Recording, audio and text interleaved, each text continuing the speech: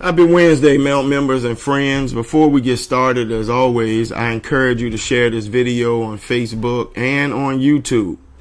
And invite someone to call in if they're not watching it. You can always call in and you'll hear the same thing that people are seeing when they watch it. The number is 804-203-9011. We've come to the final lesson in our Fasting to Get in Shape, SHAP 2025 Bible Study Series. Over the past few weeks, we've explored spiritual gifts. We've looked at our heart and what that means, our abilities, our personalities. And today we're going to focus on the final letter, the E in the acronym SHAPE, and that stands for experiences. Let's begin with Romans 8:28. And we know that in all things, God works for the good of those who love God, who've been called, according to God's purpose. Know this, you're not a random collection of moments. Your life, it has meaning, even the parts of your life that have hurt you. In fact, it is often our most painful experiences that shape us in the most powerful ways. The good, the bad, and even the ugly can be used by God. Now, this doesn't mean that God causes all these things, but God does use everything. And we're going to take a minute to look at the biblical character Joseph. And we can see this truth that I just spoke of in the story of Joseph. That's the starting at 37th chapter of Genesis all the way through the 50th chapter. Now, as a young man, and we know this story, Joseph had big dreams, literally big dreams. But sharing those dreams ended up sparking jealousy amongst his brothers.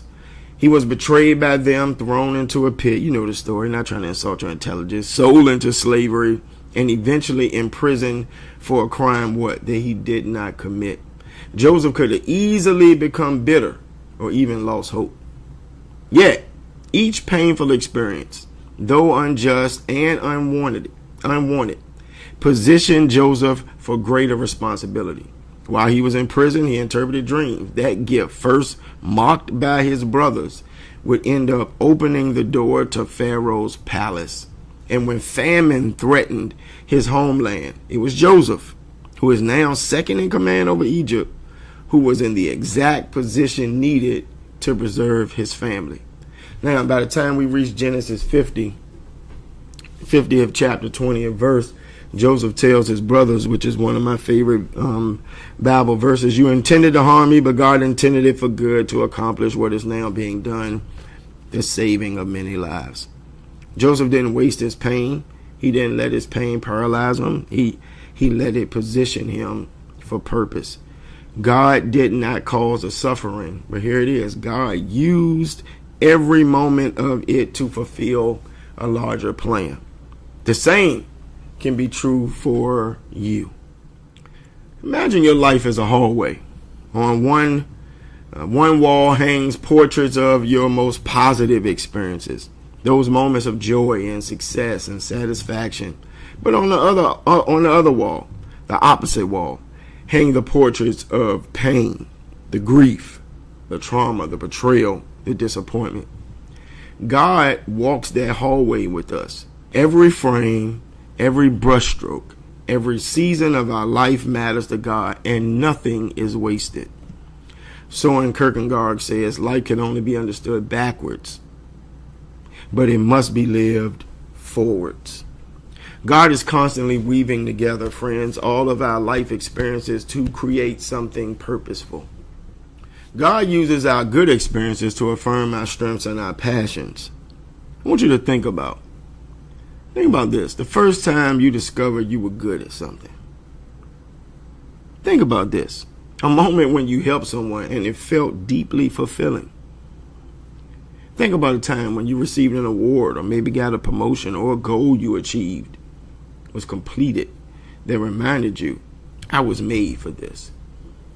Biblically, we see people like Esther, a young Jewish woman who became a queen in a foreign empire. At first, she kept her identity hidden, but when her people were under threat of genocide, Esther had a choice to make. Did she remain silent in comfort, or risk everything by speaking up. With encouragement from her cousin Mordecai, who famously said, and who knows, but that you have come to your royal position for such a time as this. Esther 4:4, that's the text. Esther stepped into her purpose at that moment. She hosted strategic banquets, exposed the plot against her people, and ultimately influenced the king's decision. That palace, the experience of that palace, wasn't just for comfort. It was for her platform. Her courage turned crisis into deliverance for an entire nation. Take some time to reflect on your own personal, your own vocational, your own relational, your own educational, your own spiritual achievements. Where have you felt God's pleasure in your success? Now, on that hallway of life, there are some paintings that we rather skip. Moments of grief, illness, abuse, addiction, or loss. But scripture reminds us that God is close to the brokenhearted. That's Psalm 34:18. Like Thomas A. Dorsey, known as the father of gospel music, way back in 1932, while away at a revival, he received devastating news that his wife and his newborn son had died during childbirth. Heartbroken, Dorsey sank into deep despair.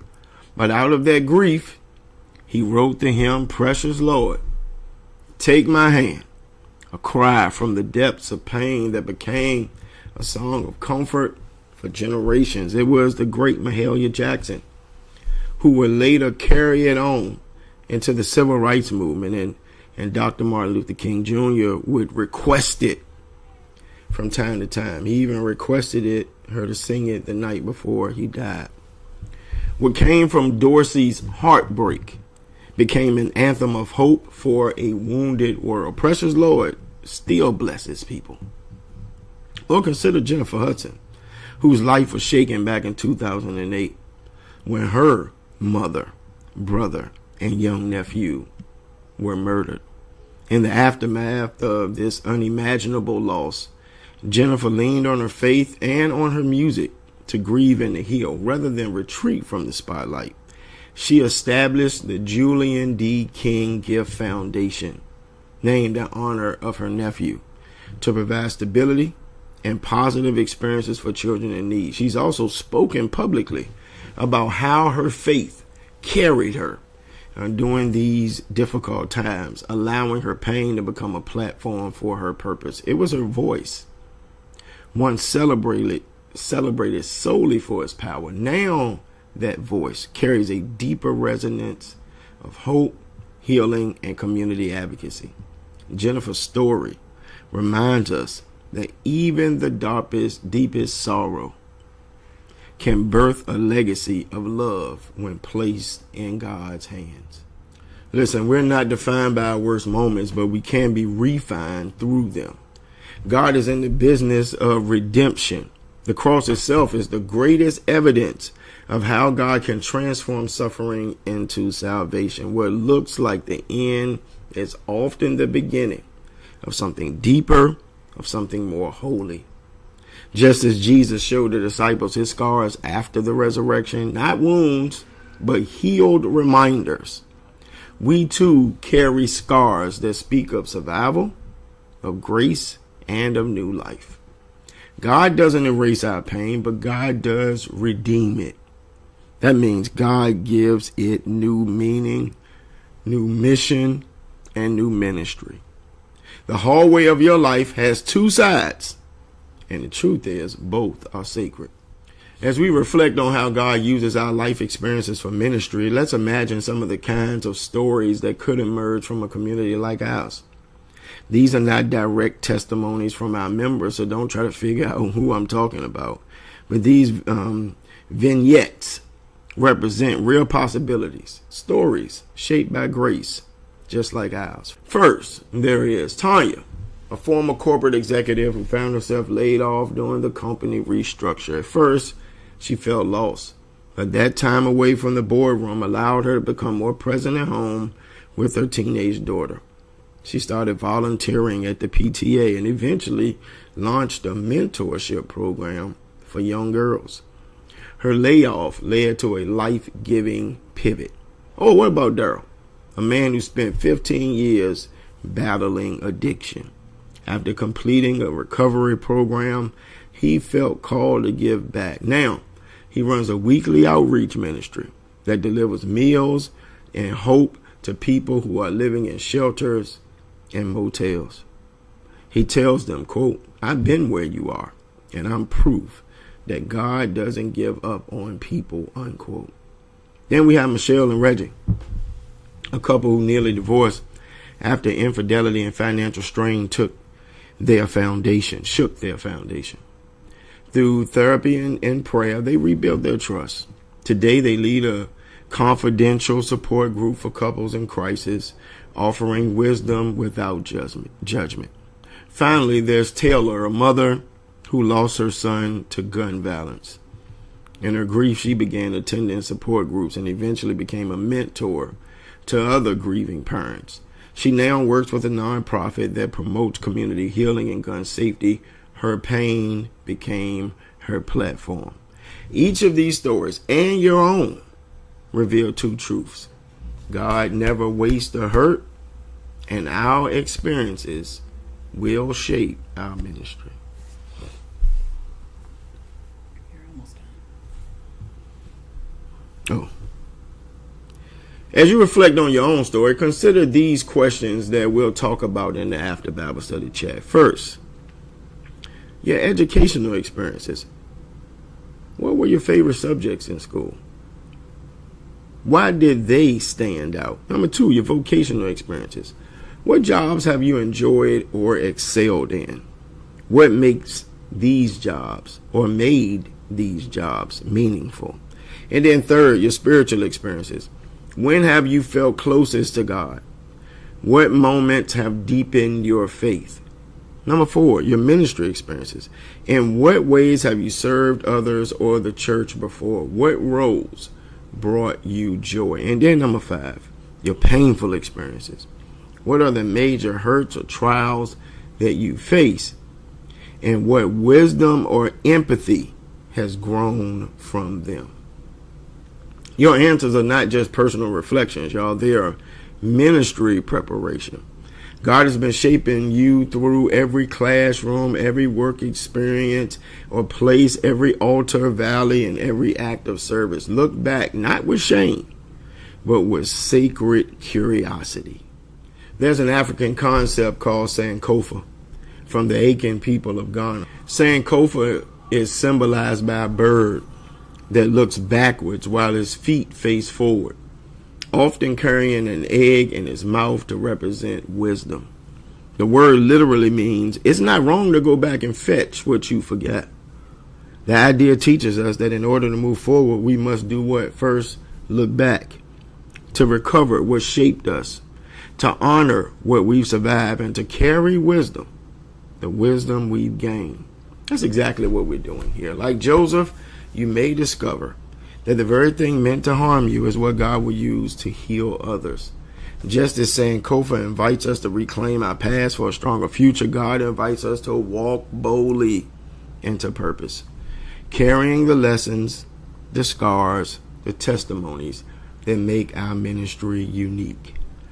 This is the final stop in our shape journey, but it is just the beginning of a life of purpose for you.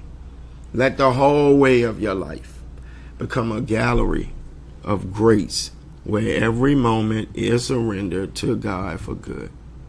So here's what I want you to do over the next couple of weeks. Number one, take the 90-day test drive. Try a new ministry. Volunteer somewhere that matches your past experience. Number two, use your shape in 4 places: your home, your work, your church, your community. All right, so no Bible study next week. It is Holy Week, so we will not be here on Wednesday. All right, no Bible study. The next week is the last week of our Lenten journey, so I need you on the prayer calls every day at 7 a.m. We are hosting the Baptist Ministers Conference here, I think at noon on Friday. And then Saturday, the Whip, the Hammer, the Cross, the 2025 edition is here, free, on Saturday, April the 19th, at noon or 5 p.m. All right? So come on through. Check us out on Saturday the 19th. You can come through on Friday the 18th for the 7 last words. Take next Wednesday off. Pray. Spend some time with the Lord. All right. If you're watching Wednesday at noon or 6:30, we invite you to head over to our After Bible Study chat. As I tell you every week, 3 ways you can get there. Download the Dialpad Meetings app and get on there. Or go to meetings.dialpad.com/SMCBC or call 804-203-9011. See y'all over on Dialpad.